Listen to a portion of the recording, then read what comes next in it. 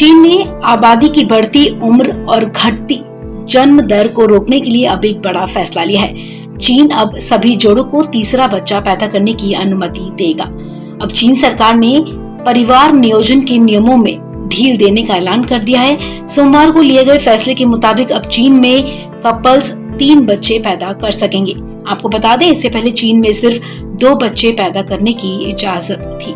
हाल ही में चीन की जनसंख्या के आंकड़े सामने आए थे, जिसमें ये बात सामने आई थी कि चीन में आबादी का बड़ा तबका तेजी से बूढ़ा हो रहा है। ऐसे में भविष्य की चिंताओं को देखते हुए चीन को ये कदम उठाना पड़ा। चीनी मीडिया के मुताबिक नई पॉलिसी को चीनी राष्ट्रपति शी जिनपिंग की मंजूरी मिल गई है, यानी कि दशकों से चली आ रही 2 चाइल्ड पॉलिसी को अब चीन ने खत्म कर दिया है। हाल ही में चीन ने अपनी जनसंख्या के आंकड़े जारी किए थे, जिसके मुताबिक पिछले दशक में चीन में बच्चों के पैदा होने की रफ्तार का औसत सबसे कम था। इसका मुख्य कारण चीन की 2 चाइल्ड पॉलिसी को बताया गया था। हाल ही में जारी आंकड़ों के मुताबिक पिछले दशक में 0.53% की वार्षिक औसत जनसंख्या वृद्धि हुई, जो कि 1950 के बाद से सबसे स्लो थी, जबकि साल 2000 से 2010 के बीच ये रफ्तार 0.57% पर थी। यानी पिछले 2 दशकों में चीन में जनसंख्या बढ़ने की रफ्तार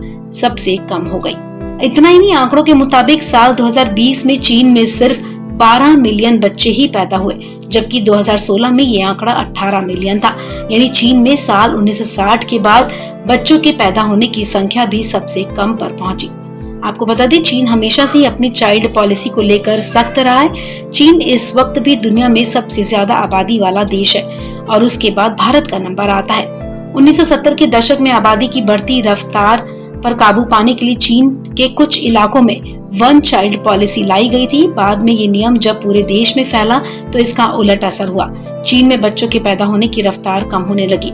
इसके बाद साल 2009 में चीन ने 1 चाइल्ड पॉलिसी में बदलाव करते हुए चिन्हित लोगों को 2 बच्चे पैदा करने की आजादी दी।